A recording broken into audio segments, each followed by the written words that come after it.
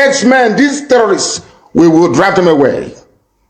Be rest assured, we are not going to rest one iota until our farmlands, our homes, and our forests are secure. What is happening in Yoruba land cannot happen in Biafra land. Nobody, no idiot can come from anywhere to claim any inch or parcel of Biafran forest. It is not doable. Instead, we all die there. That is why I am making this presentation live, at least for those of you who may be able to come over on Instagram, that I am on Instagram and I'm live. If you want to see a live video of this very broadcast, it is there. You can and should be able to see it. Anywhere in Biafra land we confront Fulani terrorists, we shall meet them head on. We know that they are part of the police and the army. Danjuma himself, General T.Y. Danjuma himself, testified before the British Parliament that the army of Nigeria and the police are colluding in the conquest of indigenous populations in Nigeria. And we are no exception to that very horrible and sinister conspiracy. The police we have in our land are terrorists in uniform. The army we have in Biafra land are basically terrorists. They are there to aid and to support Fulani Janjaweed advancement to the Atlantic Ocean. And we are there to stop them, and we are stopping them, and will continue to stop them. A few days ago, as I said, we embedded our men and women of the Northern Command of Eastern Security Network. When we said Northern Command, people were confused. Biafra land is a nation. We have Northern Biafra, we have Central, we have the South, which is the coastal region, we have the East, and we have the West. When I talk about the Northern Command, I'm talking about the northern part of Biafra land, which incidentally starts from Benue State. So we are right to be there. If you don't want us to be in Benue State, quietly go back to Abuja and appeal to them. Tell them to release Igbo people in Benue and carve them back into Ebonyi State, where they should belong, or Enugu State, as the case may be. Therefore, anybody, one thing about Nigeria is that they tend to defend the aggressor. It is in the DNA in Nigeria to always support evil. That is why this very newspaper publication, I don't have a means of putting it here on Instagram where I am broadcasting live, where you can see my face and my facial expression, but it will be on my Facebook page. If you go there, you will see it. This publication was made on January 23 of 2021, this very year. It is a front page news by Vanguard. I want you to understand how an average Nigerian thinks, how they reason, why I think that Nigeria itself is a curse upon humanity. There on the front page, you will see, we will kill all policemen and take over Edo State. Fulani Janjaweed. Those they claim are foreigners. These people they told us are foreigners. They come from Mali, from Senegal, from Gambia, from heaven knows where, from Niger, from Chad, from Northern Cameroons. But they are in Nigeria, killing people. After killing us, they will not turn around and tell us to absorb them into our communities. That is why anybody, any Igwe, any PG, any greedy, avaricious fool, stupid enough to give any of our land to Fulani Janjaweed, you are finished. There was a man in Enugu that tried the same nonsense. Go and ask him where he is today. We take no prisoners. You see, the land of Biafra must be defended at all cost. At all cost. It is the land of God, given to his children for their eternal habitation. You see all these things that is happening, It's just unfortunate that we have been told, we have been warned, but we didn't hear. We didn't listen. We didn't take it to heart. Look at what is happening today. Fulani herdsmen everywhere, in every bushes in Igbo land. Yet, we have been warned by our dear leader, Nnamdi Kanu. He has prophesied this. He told us that something is coming, something big is coming. But we didn't listen, especially our leaders. They didn't care. They didn't bother. Instead, they said that Nnamdi Kanu is only seeking famous, that he's seeking for people that will support him, that he wants to destroy Nigeria. Today, what are we seeing? Today, what is happening?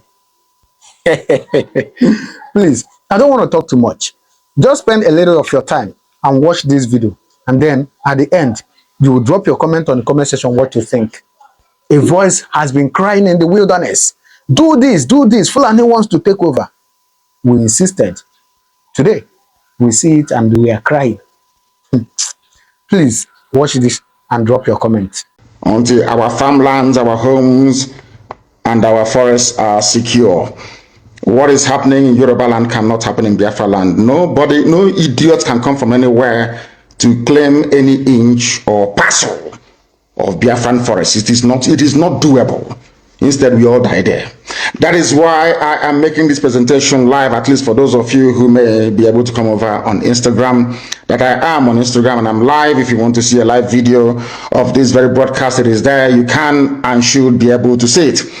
Anywhere in Biafra land we confront Fulani terrorists, we shall meet them head on. We know that they are part of the police and the army. Danjuma himself, General T.Y. Danjuma himself, testified before the British Parliament that the army of Nigeria and the police are colluding in the conquest of indigenous populations in Nigeria. And we are no exception to that very horrible and sinister conspiracy. The police we have in our land are terrorists in uniform. The army we have in Biafra land are basically terrorists. They are there to aid and to support Fulani Janjaweed advancement to the Atlantic Ocean. And we are there to stop them. And we are stopping them and will continue to stop them. A few days ago, as I said, we embedded our men and women of the Northern Command of Eastern Security Network. When we said Northern Command, people were confused. Biafra land is a nation. We have Northern Biafra, we have Central, we have the South, which is the coastal region, we have the East, and we have the West. When I talk about the Northern Command, I'm talking about the northern part of Biafra land, which incidentally starts from Benue State. So we are right to be there. If you don't want us to be in Benue State, quietly go back to Abuja and appeal to them. Tell them to release Igbo people in Benue and carve them back into Ebonyi State, where they should belong, or Enugu State, as the case may be. Therefore, anybody, one thing about Nigeria is that they tend to defend the aggressor. It is in the DNA in Nigeria to always support evil. That is why this very newspaper publication, I don't have a means of putting it here on Instagram where I am broadcasting live, where you can see my face and my facial expression, but it will be on my Facebook page. If you go there, you will see it. This publication was made on January 23 of 2021, this very year. It is a front page news by Vanguard. I want you to understand how an average Nigerian thinks, how they reason, why I think that Nigeria itself is a curse upon humanity. There on the front page, you will see, we will kill all policemen and take over Edo State. Fulani Janjaweed. Those they claim are foreigners. These people they told us are foreigners. They come from Mali, from Senegal, from Gambia, from heaven knows where, from Niger, from Chad, from Northern Cameroons. But they are in Nigeria, killing people. After killing us, they will not turn around and tell us to absorb them into our communities. That is why anybody, any Igwe, any PG, any greedy, avaricious fool, stupid enough to give any of our land to Fulani Janjaweed, you are finished. There was a man in Enugu that tried the same nonsense. Go and ask him where he is today. We take no prisoners. You see, the land of Biafra must be defended at all cost. At all cost. It is the land of God, given to his children for their eternal habitation. We may have failed in the past to recognize this very fact, but now that this generation has come, there is nothing anybody can do to stop us from restoring the kingdom of God upon the face of this very earth in the land of Biafra, without apologies to anybody. I understand that the Sarikin Fulani of Lagos went to see the US ambassador to Nigeria in Lagos a few days ago. And according to the message, or should I say information coming out of the US mission, They said is to foster cohabitation and unity, that diversity is strength. And I want to lay that particular nonsensical narrative to bed tonight before I continue any further. Anybody telling you about strength in diversity, that person is a liar and a deceiver. And the US ambassador is a liar and a deceiver. One thing they don't teach we Africans is this. No country exists on a foundation of multiculturalism. There is nowhere in the world. Listen to me very carefully. All this nonsense, even the crap that Coca was coming up with, telling you about diversity is our strength and all that rubbish. Allow me to repeat, there is no country on this earth that survives on a foundation or a bedrock of multiculturalism. It doesn't exist. That is why multiculturalism in Africa is dead on arrival. It can never work. Because we are tribal beasts by nature. We are tribal by nature. That is why we travel from wherever we are during New Year's, during Christmas, during Easter, during New Year Festival to go back home where we come from. Because that is where we identify with. Now let me ask the US ambassador a very simple question. Is United States of America a multicultural society? US that was created and built by Western Europeans. US was created, should I say, created by God, of course. Built by Western Europeans. Mostly English people that was fed up with the way of life of the English monarchy. They went to America on Mary Rose. I want to ask the US ambassador, I want to teach Africans what they don't know this evening. There is no country that functions on this multi-ethnic rubbish. Nowhere in the world. Not even the USA, that was created by people who are not indigenous to America. The owners of the soil of America are Native American Indians. That is a fact of life. God gave America to Western Europe to develop and gave them a special grace to be the beacon and the light and the conscience of the world. Because God knew that if he had left all these wonderful people in Europe, they would become contaminated. He removed them from Europe, sent them to America, built a wonderful nation as a shining light and a beacon for the whole world to look up to. Even that America that was built from scratch by people who are not indigenous to the land is not multicultural. Why am I saying this? America was founded on the principles of Judeo-Christian, Greco-Roman, democratic value systems. I repeat, America is not multicultural. They accommodate other races and other nations. Yes, they can accommodate you.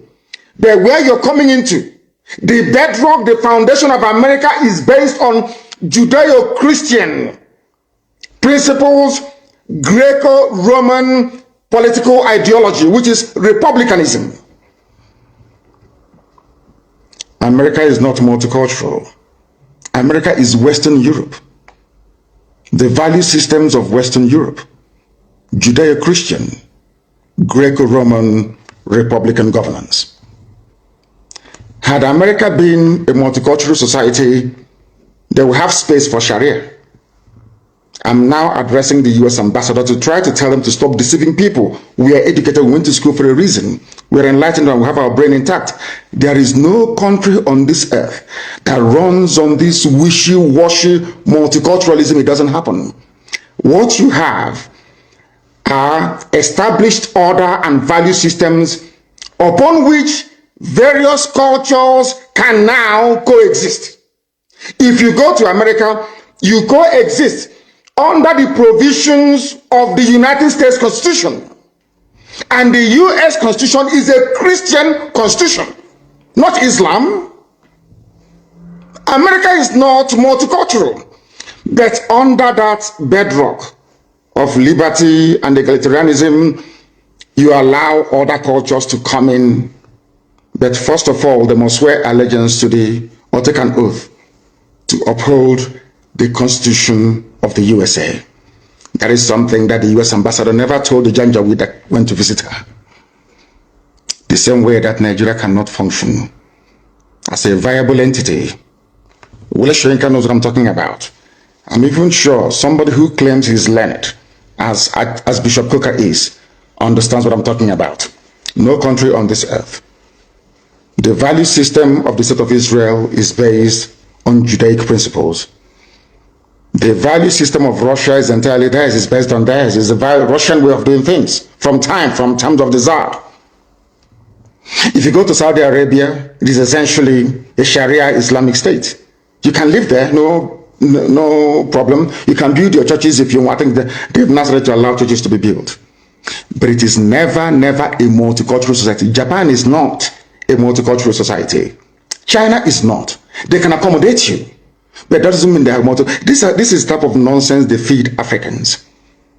And we fall for that very gimmick of multiculturalism. At the end of the day, you end up with a useless contraption like Nigeria. You don't have any value system that anybody anywhere can define. If I talk about the USA, I can talk about hamburger in the USA. We can talk about, what else do they have in the USA? Hamburger, you can talk about, what's it called? What are the traditional dishes? Apple pie and all the rest of it. You can say that these are American dishes. If you go to the UK, you can talk about maybe mashed potato and bangers and mash, which is sausage and mashed potato as their national meal. That's understandable. But I ask you, if you come to Nigeria, what is the national dish of Nigeria? Does a Fulani Janjaweed eat ofe egusi, where we come from? Does an Igbo man eat a wedu soup? The answer is no. So on what basis is all this so-called multicultural foundation going to be laid upon? On what? We are not one people. We may be black, we may be Africans, but we're not one people. Not even one religion. If Britain cannot stay in an EU that is entirely Christian, EU is entirely Christian. Britain left. Nigeria, you don't know if Nigeria is Christian or in fact is Islamic. So for me to accept the multiculturalism being preached by the US ambassador, I have to embrace Islam as my religion. That's what it means. And some of you get taken in by all this rubbish. And I feel sorry for you. Yeah, sometimes when I say this, I'm being very arrogant. If you are educated, you will understand that no nation is multicultural. They allow other cultures to come in. It doesn't mean they're multicultural. They have a viable space where multicultural ideas or identities can thrive. But the foundation has to be monolithic. It has to be one dominant value system and ideology. That's how it is all over the world. Don't let anybody fool you otherwise. That is the same reason why you have this anomaly. In a so-called republic, you have royal fathers in a republic. Because you are trying to shuffle multiculturalism. You are trying to marry the feudal system of the North, the monarchical system of the West, and the Republican system in the East, to marry them into one. And what you have is entirely rubbish, and that is why Nigeria can never work. Not now, not tomorrow, not ever. Competing value systems. Nobody wants their own value system to be subsumed under another person's value system. This is something that the US ambassador never told you. But here I am telling you today. Because if you come here, you become educated. If you come here, you become enlightened. If you come here, you stop being a zoo animal, you become a human being. That is why we are the largest and, of course, the most consistent broadcasting platform insofar as Africa is concerned, right across the world. Millions listen to us because they know we preach the truth, the whole truth and nothing but the truth. That is why this very day, because you are in one Nigeria, in multiculturalism, the army will come to Olo to defend Fulani Janjaweed living in our forests. We went to Olo to defend our people. They came, they arrested the clerics. Men of God, they arrested all of them. How many times have you heard that imams were being arrested in the north? Or that villages were being invaded in the north and imams being arrested? Only in Biafra land. And this is your multiculturalism. This is a place where you want all of us to stay somehow to pretend that all is well when we know that it is not. In that same Nigeria is where Fulani headsmen openly boast about conquest. Benue State is one. That is why I feel sorry for the idiots talking rubbish from Benue. They came and they made the same bold claim on Edo State. And I quote, "We will kill all policemen and take over Edo State." Vanguard publication of January 23, 2021, this year. Only 2 months ago. Nothing happened to them. Only the Fulanis can lay claim to land that doesn't belong to them and nobody will say anything. When you try to respond, they come against you. And your average foolish Nigerian who cannot reason properly, they're not educated very well, I'm sorry to say, will side with the oppressor. It's only in Nigeria where the victim becomes the accused. You came into Olo, Hope was Odema tried to give you land in Olo to build a Fulani settlement, and we said no to it. That's all. To talk about Olo crisis. And now they're trying to blame IPOB, they're trying to blame Eastern Security Network. But all of you are aware of the fact that Nigeria Army and Nigeria Police are essentially Fulani Janjaweed terrorists in uniform. The newspapers, all the articles, everywhere, the national discourse is replete with instances of Fulani being supplied by the military, as you're going to listen to later on. But nothing happens. When you try to fight back, you become the victim. And we are saying we are fed up of being victims. We can no longer be victims anymore. If you kill us, we will kill you. I'm saying it live on video, so you can share the video all over the world if you want. If you come to our land to kill us, we will kill you. As simple as that. It may take us some time, but eventually we'll overwhelm you. Well, in the end, we always win. As I warned them in Benue, we are in Benue. In all of our communities in Benue State, and we're not living there until we are certain that the lives and properties of our people there are firmly secured. Any day we learn to stop blaming the victims, this world will be a better place. I'm directing this very statements to the US Ambassador, to the UK High Commissioner, to the EU presence in the zoo, and the UN as well. I know all of you will do nothing.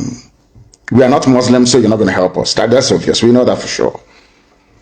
But we have something that you do not have.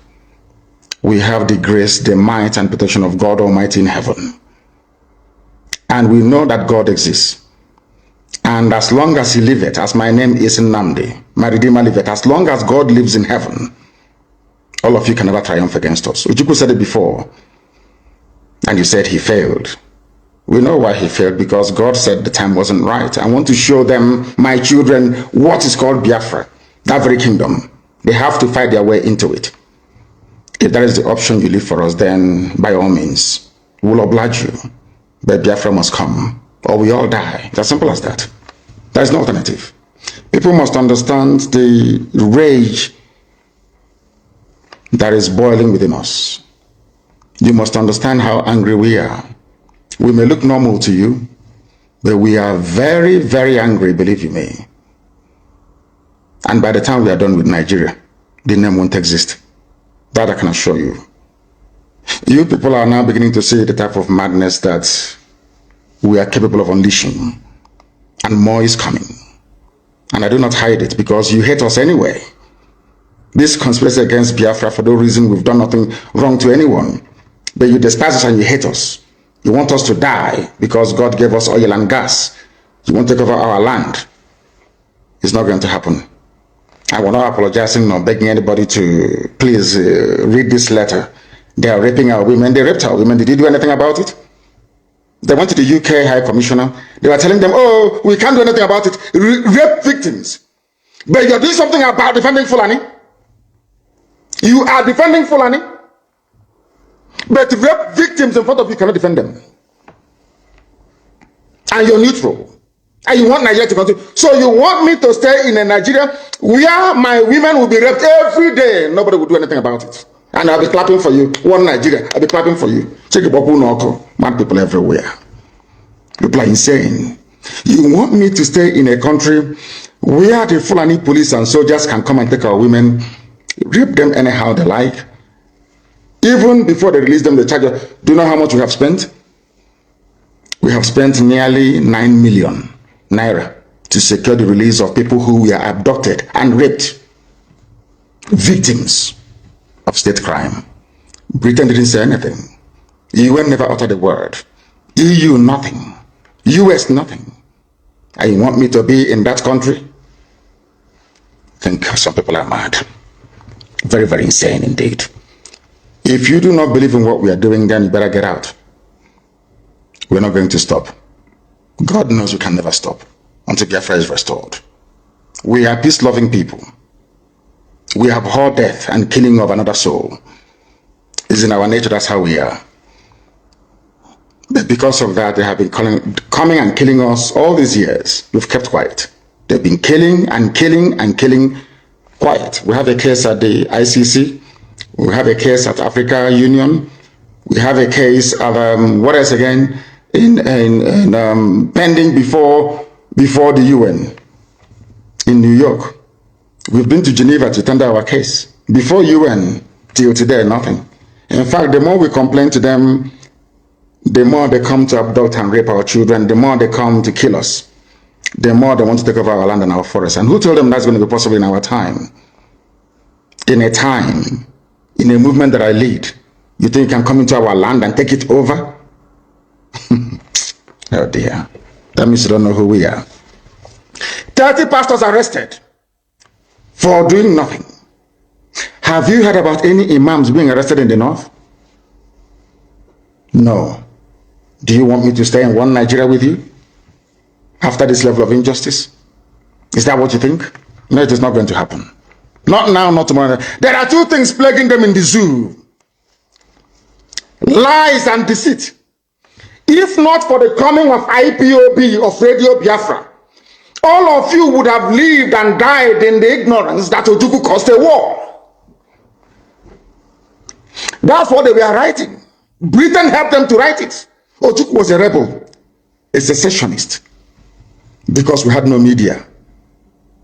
That is why they're paying Facebook billions upon billions of US dollars to stop this truth from coming out. Did Ojukwu cause any war? Go on is alive, go and ask him. Did Ojukwu cause any war? Ojukwu went and negotiated restructuring with you in Aburi. You came back, Britain told you not to agree because Britain realized that all the component units of Britain knows that if you go back to regionalism, you will have economic growth. The country will do very well. But Britain doesn't want it. That was why they even instigated the Nzogwu coup, so-called Nzogwu coup, saying they will bring Awolowo to become the head of state. They knew what was going to happen. They wanted to truncate the economic miracle of Dr. Michael Opara. What I'm telling you are fast. Go and investigate for yourself. In the East, you had the fastest growing economy in the whole world, over 40% every year. In the West, Awolowo was performing his own miracle as well. Even in the North, Ahmadu Bello and Tafawa Balewa were doing very well. You had all those massive industries in the North. You even had Alamajiris that were employed in the North, meaningfully employed, gainfully employed. They were all doing very well. Britain said, no, for us to control these people, we need to impoverish them. Let us introduce this war. There was a coup by Nzogwu. And after that, there was the massacre of, as usual, massacre of our people in the North. Ojukwu said, I have to secure my land and my people. They said, no, let's go to Aburi to discuss it. Ojukwu went to Aburi and agreed restructuring. That's something now you're asking for. To tell you how foolish Nigerians are. They're very foolish. That same nonsense you're asking for now was discussed many years ago. Ojukwu sat down in Aburi with Gowon and decided that regionalism was the best way forward. Restructuring, going back to who you were, 1963 Constitution, 1960-1963 Constitution. Be on your own and pay tax to the central government, as they have in America, as they have even in Britain. Britain, you have Scotland that is almost independent. Wales, the same thing. Everybody is free. But Britain doesn't want the same thing they're enjoying to happen in Nigeria. Why? Ask yourself that question. Anybody telling you about one Nigeria is your enemy. I'll prove it to you now. Ojukwu negotiated devolution, regionalism. The North will be on their own, the West on their own, even Midwest on their own, and then the East on their own. It's the same one Nigeria. On their way to the airport, before they boarded the aircraft, a call came from Lagos, from the British High Commissioner in Lagos to Gowon, telling Gowon not to agree. After having signed the agreement, that same Gowon you're looking at today, God kept me alive so that he can witness the destruction he will bring upon that very zoo called Nigeria. Gowon said no. Do you know all the journalists in Nigeria, none of them have ever gone to go on to ask him, why did he say no to Aburi? Aburi was restructuring. None of those agitating for restructuring right now has ever gone to Nigeria to say, but Ojukwu negotiated restructuring. What happened? They came back and they said, no. Ojukwu said, okay, so you want to continue to kill my people all over the place? No. Because of that, I'll declare Biafra. Today, they have brainwashed all of you with the perverse notion and thinking that somehow Ojukwu is responsible for causing a war, when opposite is the case. If not now, that after many years of hammering on this very topic, it has now sunk into the skull of the people that Gowon was the aggressor, not Ojukwu. That's how Nigeria is, always blaming the victim. And we lost over 5 million people during that very genocidal war. They killed over 5 million Biafrans. They wanted to wipe us away from the face of this very earth. But we survived it, and we are here today. Those they gave birth to, they have come. And this time with a wrath that you cannot even begin to imagine. And Biafra must come. It must come. Two things are bothering the zoo right now. You know, when God wants to destroy a nation, it comes in many ways. One, Buhari is dead. They brought in a fake. It is now dawning on the people very slowly that there is no more Buhari. People are now beginning to rise it. What I find astonishing are people that they claim are stakeholders in the zoo, those who should know better, those who should be, should I say, lead this very campaign to uncover the truth. They're all running away, they're all hiding. Do you know why they're hiding? Because the people talking about a late dead Buhari are those that oil and gas comes from their region. And they all think that they need oil and gas to survive. All right. So do we still need to talk more? Do we still need to talk more? Drop your comment on the comment section what you think about it. I'll see you in my next video. God bless you.